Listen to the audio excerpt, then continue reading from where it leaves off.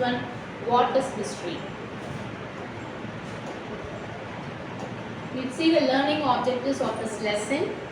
That is, first we are going to see to know what is history, to understand the importance of history, and also to learn about the lifestyle of prehistoric man, and also to know the paintings and the daily activities of the prehistoric man, and also to understand the importance of history and prehistoric man and through the researches. Okay, so you know children, in this lesson I am going to say about the Yarini, a small girl who is studying 6th standard, and she is having the conversation with her mother, and she is telling the daily routine what she has done in the school. Okay, so at school she has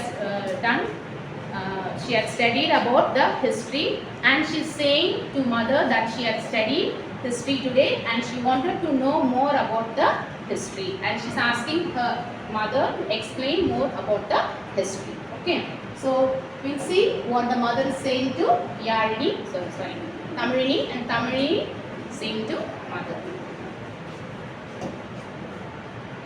So the first thing is, mother is asking about the Tamirini's daily activities, and the Tamirini was saying to the mother that she had studied the history, isn't it? And the mother is explaining to the Tamirini about the history, and she is questioning the Tamirini. Your name is Tamil, isn't it? What is your father name? You know. What is your great grandfather name? Do you know? She is asking the Tamirini, but Tamirini was blinking. She doesn't know the name of her great grandfather. Okay, and then mother said to the Tamirini, your great grandfather's name is Mr. Ramasamy. And she's also saying that her father, till today, she's keeping a great grandfather's old diary and a pen as a treasure in this cupboard. Even though the pen is not writing, then the pages of the diary are fully over, or also they are keeping the diary and the old pen as a treasure till now in his cupboard, isn't it?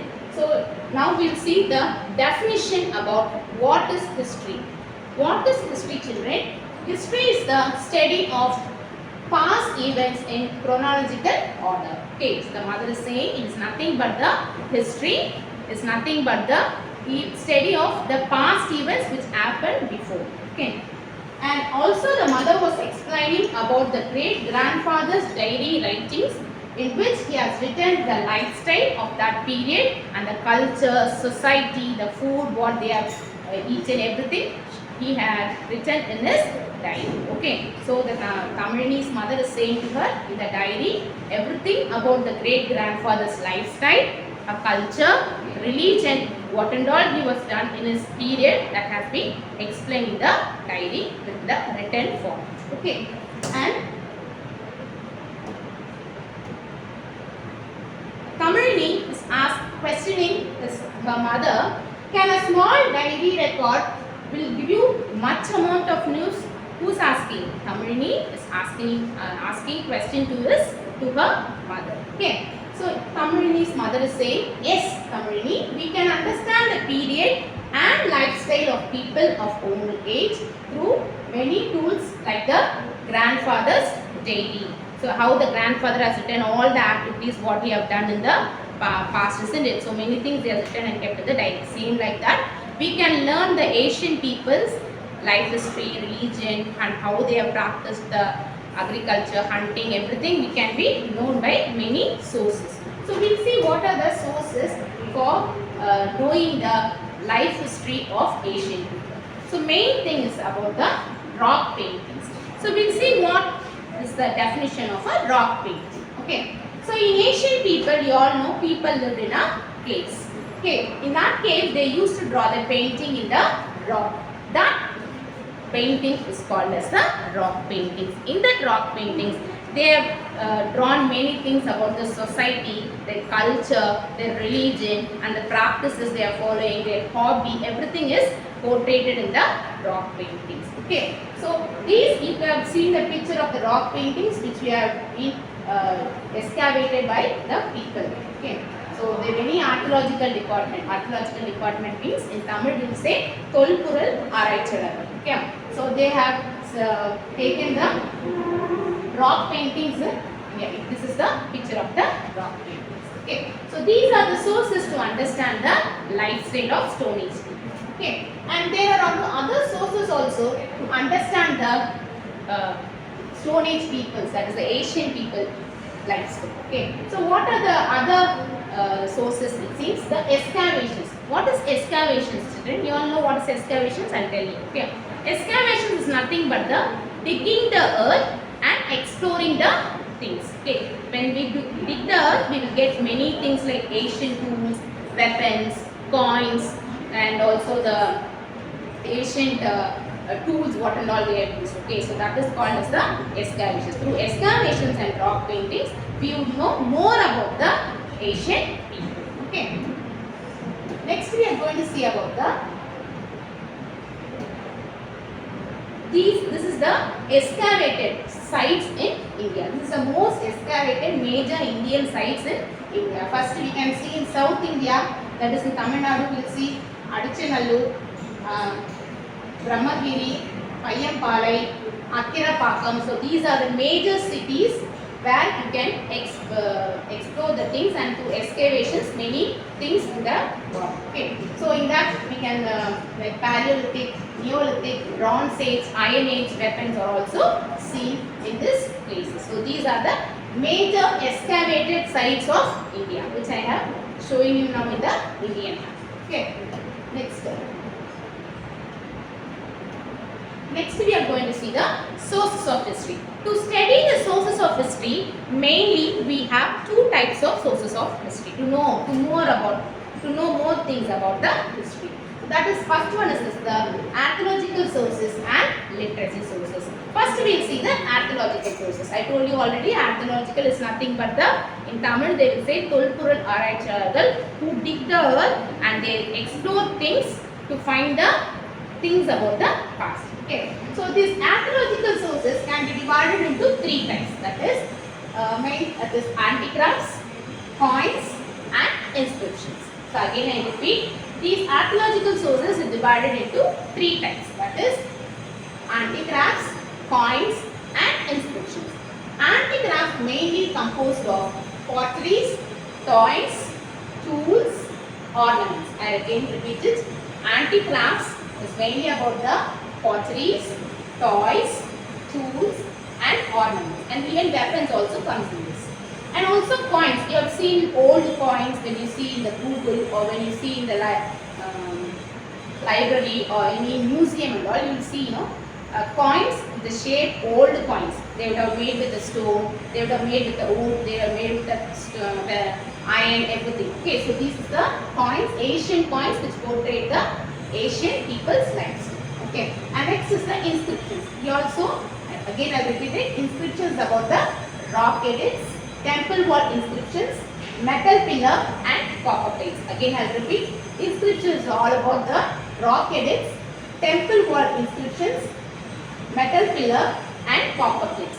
These and all you have seen in many temples where you are born. Okay, and monuments. Monuments is nothing but the buildings, forts, palaces, everything, old buildings. When you go along with your parents, or when you go during the vacations, when you go outside for the old palaces, forts like Tanjavur big temple, everything you would have seen. So in that walls of the temples, although they have written something, many would have quoted something. Okay, that is only given there as ornaments.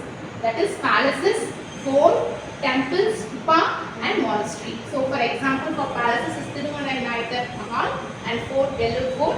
Temples I told already is the Tanjavur big temple, and stupa is Sanchi, and monastery is the temple. Yeah. So many things, these monuments also will tell you about the history, their lifestyle, their constructing purposes, their art and architecture, everything. Okay. And this is about the archaeological sources. Now we are going to see about the literacy sources. What is literacy sources, children? It is the written format. They write old Asian people, they used to write poems, literacy works, books upon the lifestyle, what is going on in the kingdom, how kingdom is ruled by the king, how the people are the kingdom are, if they are safe, how they are happy enough, what are all the rules and regulations followed in that kingdom. Everything is written in the literacy sources. We'll see what are the literacy sources to know about the history. First is epics and poems, account by foreign travelers, and works of Indian authors like you all know Tirukural, then also Nalaya Divya Prabandham, Ramayanam, Mahabharatam. These are all the works of the Indian authors. And also the folk songs and ballads. So these are the songs, poems, many literacy works also done the knowing about the past history. And also secular literature. Secular literature is nothing but they are written in the in Tamil. They say they'll write in the older Chittigal. Yeah. So that is and all is the secular literature. That in that secular literature we have a religious literature. So religious literature is divided into two types, that is epics and devotional literature. In an epic we'll see Ramayana and Mahabharata. You know about this Ramayana and Mahabharata, isn't it? Your old grandmother and all grandfather would have been having these books in their hand, and they'll tell you small stories, isn't it? So Ramayana and Mahabharata is the epics which will tell you more about the history, how the people lived, how the kingdom was, how the king ruled, how the people was, what all the war statistics they be used, isn't it? So devotional literature can be divided into three types: Devaram, Nalayana Divya Prabandham, and also Dirvastakam. This is the religious, that is what and all religious they followed, what and all the steps they have been taken to follow the religions. Everything is being portrayed in this devotional literature. So these is the sources of history, is about the archaeological sources and about the literacy sources. Okay. Next I will tell you about the Tamilini is questioned by her mother. Mother is asking, do you know what is proto-history? Who's asking? Mother is asking to Tamilini. Tamilini is saying, yes mummy, I know what is proto-history. My teacher had told me that it is the period between the prehistory and history. It is the period between the prehistory and history. Who is saying? Tamilini is saying to her mother. Okay. And mother is giving more explanation about the history. She is saying, yes, exactly what you said is right, Tamilini.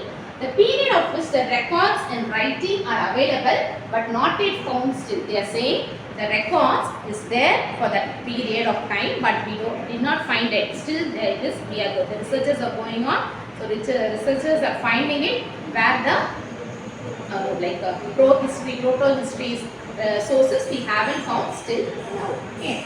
And today we are living, but today what mother is saying to Tamilini, today we are living in a safe and a very equipped environment, isn't it? You are living, if you are seeing this class also, you are sitting in your home, in a safe environment with a fan under your head, everything you are sitting and listening to the class, isn't it? So same like that, what mother is saying, today we are having a safe and a secure life. But what Asian people, they were all living in caves, forests, so they would have been killed by the wild animals and all, isn't it? So they should be very conscious enough.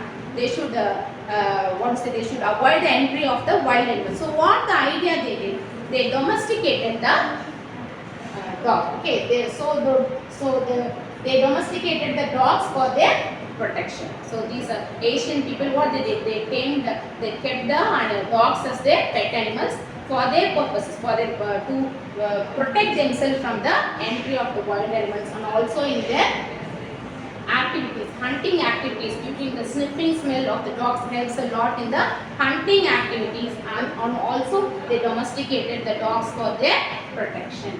Okay, from this we all know how the inscriptions, monuments, copper plates, foreign travelers, folk tales play a very vital role in knowing about the Asian history. So this is a case where the old people, they lived inside, all the wild animals were being roaming. You all know when the dogs comes, any new person comes to your home, what the dog will be doing? It will be start barking, isn't it? Same like that, dogs also, when any wild animals enter the caves, it start bark and it show avoid the entry of the wild animals. Okay, so mother explained a lot to Tamilini. So we'll see what the reaction of Tamilini. Okay, so Tamilini was saying to her mother, okay mummy, now I have completely understand about the history. Thank you for your explanation, what you have done mummy so far. She said, thank you Amma. So I hope you would have understand this lesson, children, about what is history. and meet you in next video session. Thank you.